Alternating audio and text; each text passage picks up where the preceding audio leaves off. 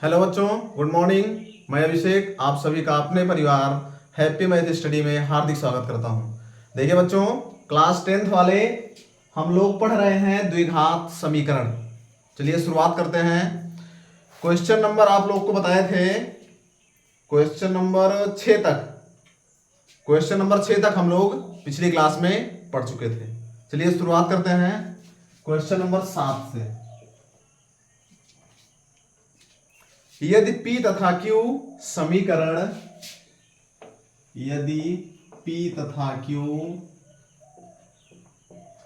समीकरण यदि P तथा Q समीकरण x square minus p x plus Q x square minus p x plus q बराबर 0। X square minus p x plus q बराबर 0 के मूल हैं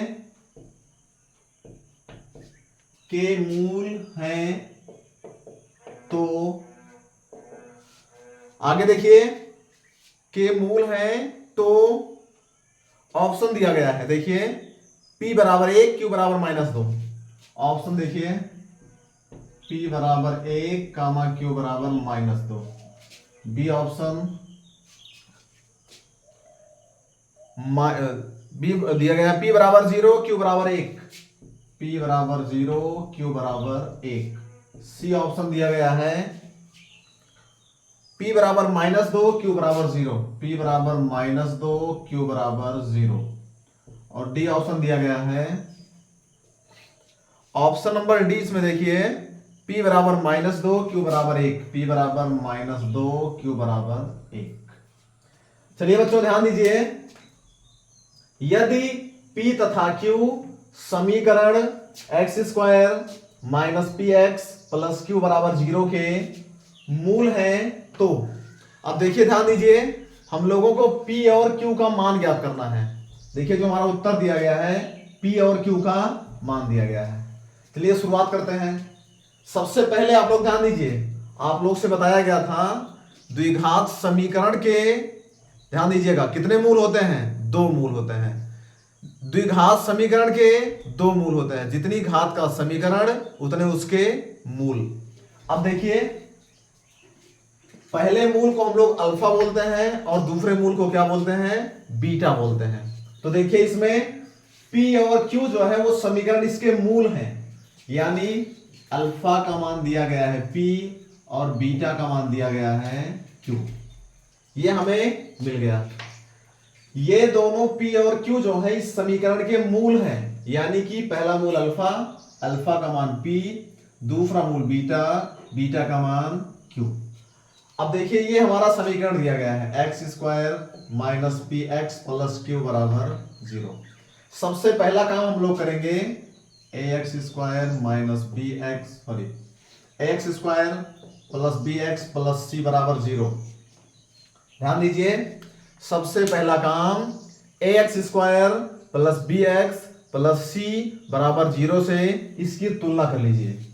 चलिए तुलना करते हैं। तो यहां पे 1 छुपा है, ए का मान 1 कामा बी का मान माइनस पी, सी का मान क्यू। ए का मान मिल गया, बी का मान मिल गया, सी का मान मिल गया। अब हम लोगों को पी और क्यू का मान ज्ञात करना है। देखिए आप लोग को एक सूत्र बताए थे, अल्फा इंटू बीटा। ध्यान दीजिएगा, अल्फा इंटू बीटा यानी मूलों का गुणनफल बराबर होता है सी बटा ए। चलिए सूत्र लगाते हैं, अल्फा इंटू बीटा बराबर होता है सी अपान ए। अल्फा का मान पी इंटू बीटा का मान क्यू, पी गुणे क्यू बराबर सी का मान क्यू बटा ए का मान 1। चलिए ध्यान दीजिए, इसके बाद में हम लोग क्या करेंगे, यहां से Q कैंसिल हो जाएगा, ये आएगा P बराबर 1, यहां बचेगा 1 और यहां भी बचेगा 1, यानी 1 बटा 1, तो P बराबर हो गया 1। चलिए बच्चों ध्यान दीजिए, P का मान हम लोगों को मिल गया। हम लोग सूत्र लगाए अल्फा इंटू बीटा बराबर सी बटा ए। अल्फा का मान P, बीटा का मान Q, P इंटू क्यू बराबर, देखिए C का मान Q है और A का मान 1, Q से Q कैंसिल हो गया, P बराबर 1/1 यानी P का मान 1 मिल गया। अब देखिए दूसरा सूत्र प्रयोग करिए, ये वाला अल्फा प्लस बीटा बराबर,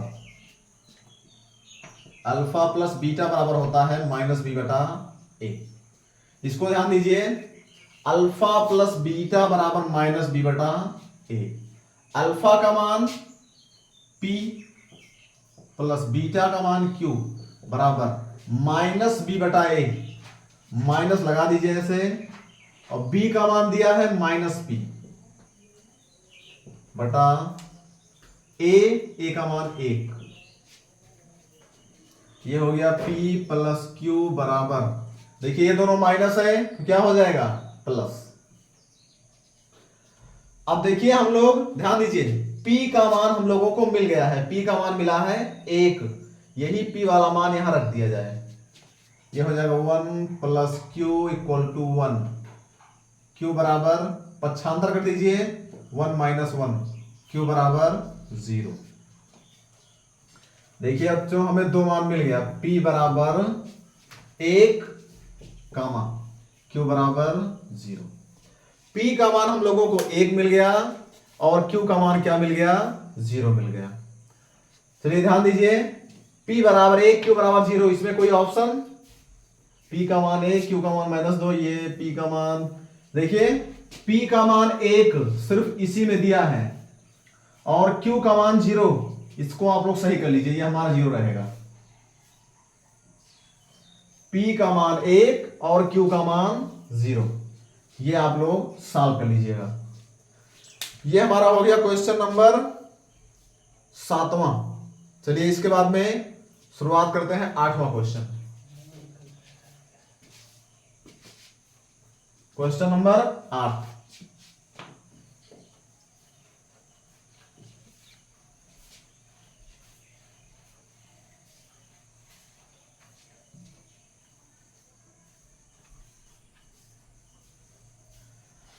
चलिए बच्चों क्वेश्चन नंबर 8वां देखते हैं।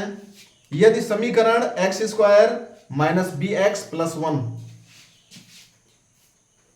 यदि समीकरण x² - bx + 1 बराबर 0, x² - bx + 1 इक्वल टू 0 के मूल वास्तविक संभव नहीं है, तो के मूल वास्तविक संभव नहीं है,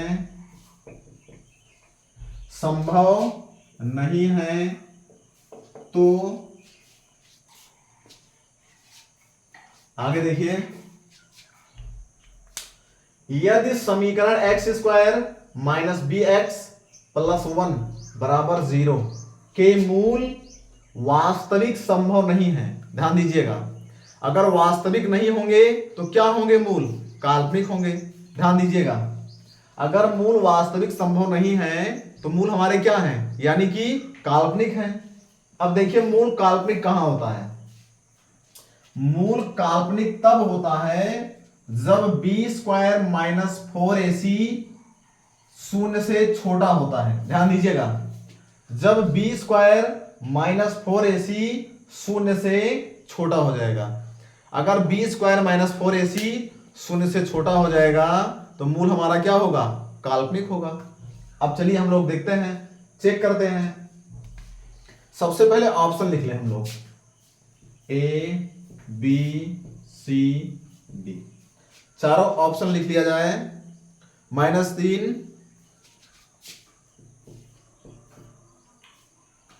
B 3, इसका मतलब हुआ, ध्यान दीजिएगा, इसका मतलब B का मान जो आएगा -3, ध्यान दीजिएगा, और 3 के बीच में होगा। समझिएगा आप लोग, देखिए ये संकेत जो लगा है ये बड़े का संकेत है, यानी B का मान जो आएगा -3 और 3 के बीच में आएगा। अगला देखिए -2 -2 2, इसका मतलब b का मान -2 और 2 के बीच में आएगा। फिर इसके बाद में b बड़ा है 2 से, एक ऑप्शन ये दिया है b का मान 2 से बड़ा होगा। फिर d में दिया है b का मान -2 बड़ा होगा b से। चलिए 4 ऑप्शन दिया गया है, हम लोग चेक करते हैं। अगर मूल वास्तविक संभव नहीं है तो काल्पनिक होगा। काल्पनिक का मतलब क्या होता है, b² - 4ac, b² - 4ac जो होगा वो 0 से छोटा होगा। सबसे पहले इस समीकरण से हम लोग a b c का मान लिख लें। यहां से ax² plus bx plus c बराबर 0 से तुलना करेंगे। a का मान यहां पे 1 है, 1, b का मान -b और c का मान 1। ये a का मान, ये b का मान और ये वाला हमारा c का मान। अब बच्चों ध्यान दीजिए, सबसे पहला हम चेक करते हैं। पहला ऑप्शन चेक करिए, b का मान जो है -3 से 3 के बीच में होगा। -3 से 3 के बीच में, यानी कि -3, -2, -1, 0, 1, 2। देखिए -3 से 3 के बीच में इतनी संख्याएं होती हैं। हम लोग यहां चेक करते रखे, ध्यान दीजिए, हम लोग यहां चेक करेंगे। मान लीजिए -3 रखते हैं, b का मान क्या रखते हैं, b का मान -3 रखते हैं। तो देखिए -3 का वर्ग -4, a का मान 1 गुणे c का मान 1, -3 का वर्ग 9 माइनस 4 का नाम 4, 9 में से 4 गया 5। अब ध्यान दीजिए, देखिए आप लोग समझिए, ये 5 जो हमारा है ये 0 से बड़ा आ रहा है। आप लोग ध्यान दीजिएगा, ये मान जो है 0 से क्या आ रहा है, बढ़ा रहा है। लेकिन काल्पनिक मूल की कंडीशन होती है b² - 4ac 0 से छोटा होना चाहिए। देखिए b² - 4ac 0 से छोटा होना चाहिए, यानी 0 देखिए बड़ा है इससे। ये वाला ऑप्शन हमारा गलत हो जाएगा। ध्यान दीजिए, ये ऑप्शन हमारा क्या हो जाएगा, देखिए इसमें हमारा b² - 4ac का मान निकाल लिए, 5 आ रहा है। 5 हमेशा 0 से बड़ा होता है और हमारा मान होना चाहिए 0 से छोटा, यानी ये वाला ऑप्शन गलत है। चलिए अगला ऑप्शन चेक करते हैं। ऑप्शन नंबर हम बी चेक करते हैं। बी का मतलब हुआ -2 से 2 के बीच में, यानी कि -1, 0, +1, -2 और 2 के बीच में -1, 0, 1। आगे देखिए, अब इसमें चेक करते हैं b² - 4ac निकाल लिया जाए। मान लीजिए इसके और इसके बीच में होना चाहिए।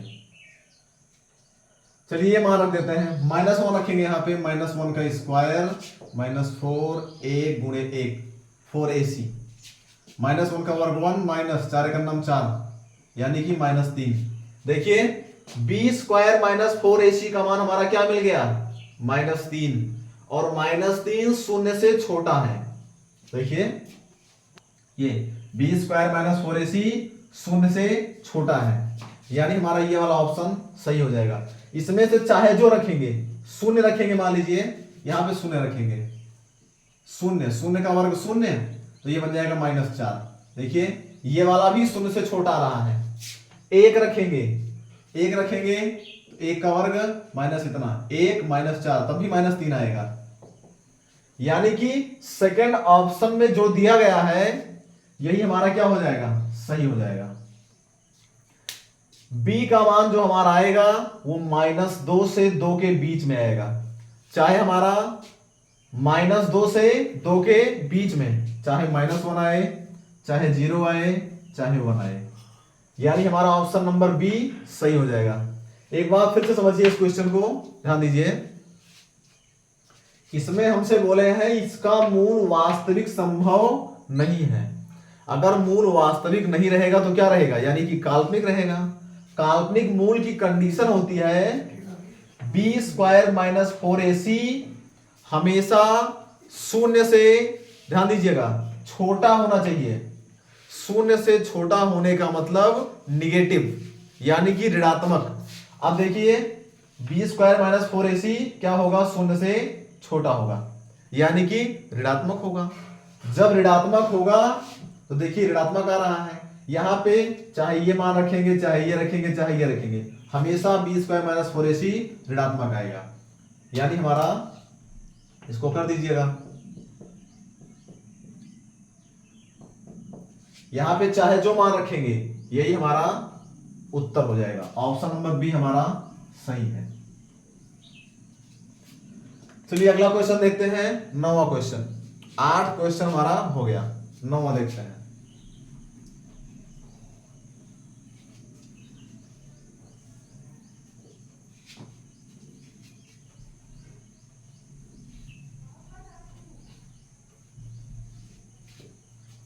चलिए क्वेश्चन नंबर 9वां देखते हैं। यदि a तथा b समीकरण x square plus a x plus b, यदि a तथा b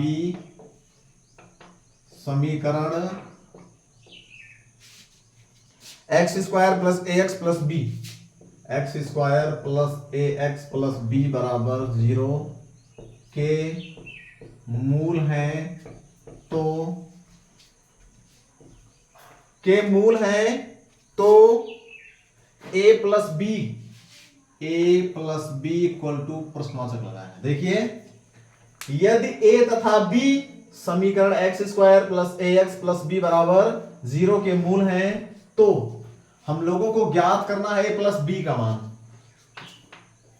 हम लोगों को a प्लस बी का मान ज्ञात करना है। चलिए देखते हैं a प्लस बी का मान हम लोग कैसे ज्ञात करेंगे। सबसे पहला काम a और b जो है इस समीकरण के मूल हैं, यानी अल्फा का मान a दिया है और बीटा का मान b दिया है। चलिए समीकरण देखिए, x square plus a x plus b बराबर 0। इसकी तुलना कर लिया जाए, a x square plus b x plus c बराबर 0 से। यहां से देखिए a का मान 1 मिल गया, b का मान a मिल गया और c का मान b मिल गया। चलिए बच्चों ध्यान दीजिए, अब हम लोग क्या करेंगे, सबसे पहले हम लोग a का मान निकालेंगे, फिर b का मान निकालेंगे, फिर दोनों को आपस में जोड़ देंगे। हमसे a प्लस b का मान पूछा है, a का मान निकाल लिया जाए, b का मान निकाल लिया जाए और दोनों को क्या किया जाए, आपस में जोड़ दिया जाए। चलिए देखते हैं, दोनों को हम लोग क्या करेंगे, जोड़ देंगे।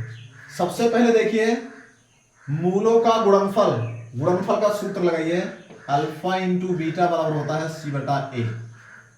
अल्फा का मान a इंटू बीटा का मान b बराबर c बटा ए, c का मान b बटा a का मान 1। ये b से b कैंसिल हो गया, a बराबर मिल गया 1। 1 बटा 1 का मतलब 1, यानी a का मान 1 मिल गया। अब अल्फा प्लस बीटा लगा दीजिए, माइनस b बटा a। अल्फा का मान a, बीटा का मान b, यानी a प्लस b बराबर माइनस b, b का मान a दिया गया है यानी माइनस a बटा a का मान 1, इतना हो गया। अब देखिए यहां से पक्षांतर कर दीजिए, a का हम लोग क्या करेंगे, पक्षांतर कर दीजिए और चाहे मान रख दीजिए, a का मान 1 प्लस b बराबर माइनस 1। a का मान 1 है, बटे में 1 चाहे लिखिए चाहे छोड़ दीजिए। पक्षांतर करते हैं, b बराबर माइनस 1 माइनस 1, ये वाला 1 इधर जाएगा तो हो जाएगा माइनस 1, b बराबर हो गया माइनस 2। a का मान 1 और b का मान माइनस 2, a बराबर 1 कामा b बराबर माइनस 2। इसमें देखिए ए का मान 1 और बी का मान -2। अब हमसे क्वेश्चन में पूछा था a प्लस बी का मान बताओ, चलिए सॉल्व कर लेते हैं। a प्लस बी बराबर a का मान 1 प्लस b का मान -2 बराबर कितना आएगा? 1 में से 2 घटेगा तो -1 आएगा, यानी हमारा उत्तर हो जाएगा -1। Option number D, option number हमारा क्या सही हो जाएगा? डी सही हो जाएगा। इसमें ऑप्शन दिया है बच्चों, ध्यान दीजिए, ऑप्शन में दिया है 1, -2, -2, -1। 4 ऑप्शन दिया है, 1, 2, -2, -1, तो उत्तर हमारा हो जाएगा -1। देखिए फिर से समझिए, सबसे पहले हम लोगों ने अल्फा इंटू बीटा सूत्र लगाया, ए का मान निकाला, फिर अल्फा प्लस बीटा सूत्र लगाया तो बी का मान मिला। हमसे क्वेश्चन में a प्लस बी पूछे थे, तो a प्लस बी, a का मान 1, b का मान -2, सॉल्व कर लिया, -1 बचा। अगला क्वेश्चन देखते हैं, क्वेश्चन नंबर अगला,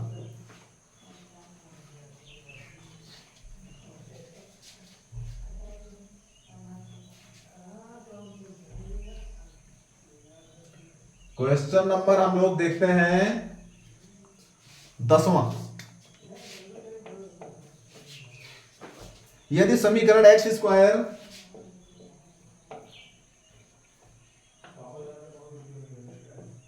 square minus k plus 6x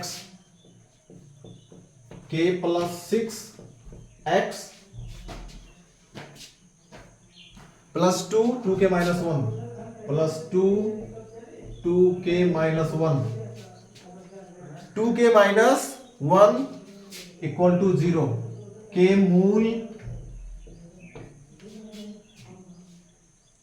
मूलों का योगफल, के मूलों का योगफल,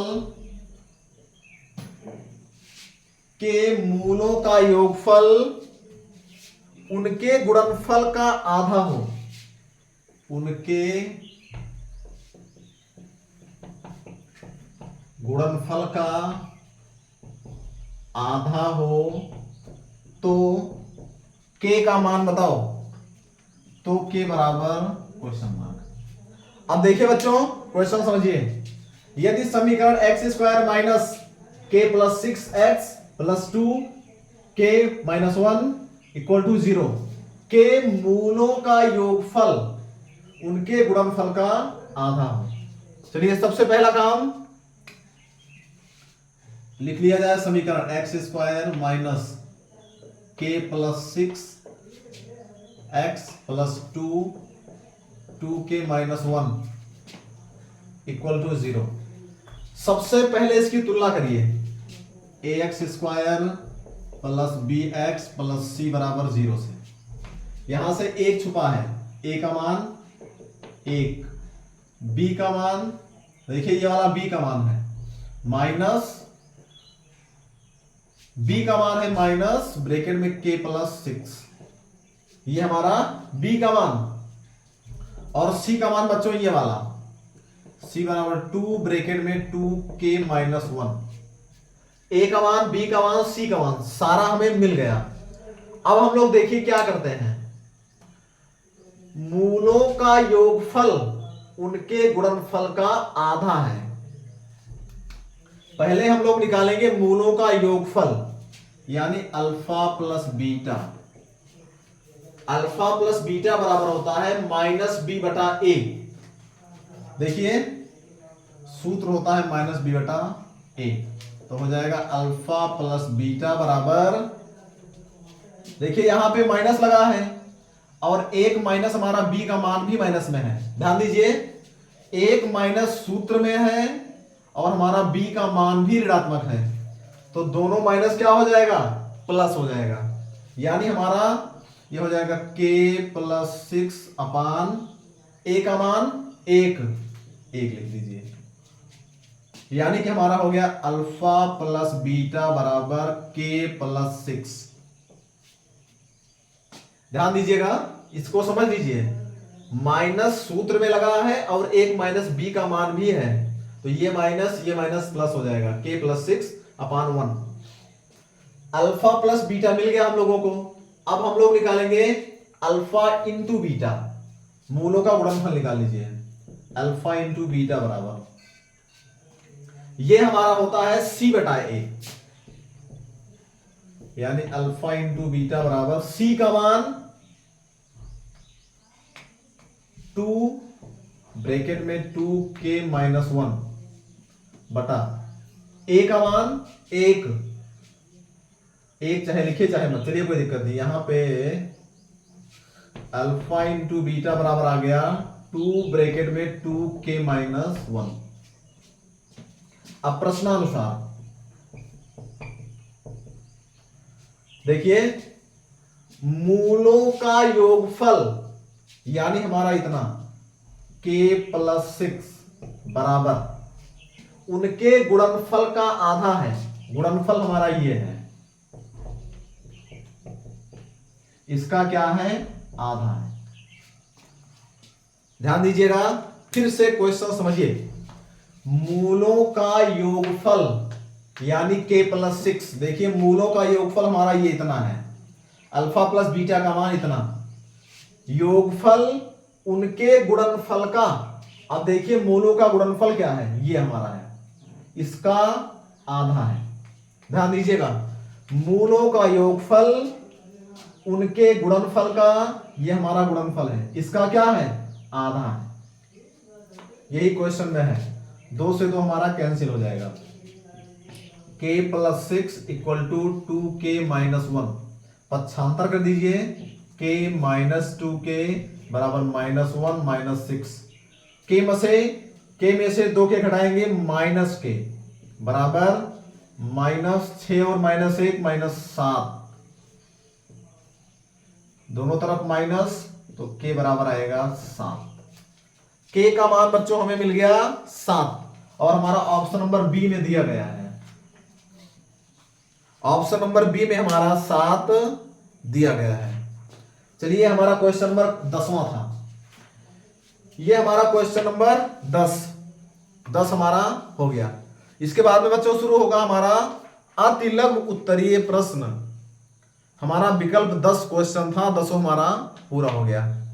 चलिए, अतिलघु उत्तरीय से हम लोग पढ़ेंगे अगली क्लास में। आप लोग वीडियो को लाइक कीजिएगा, शेयर कीजिएगा और हमारा चैनल सब्सक्राइब जरूर कीजिएगा। तब तक के लिए खुश रहिए, मस्त रहिए, जय हिंद।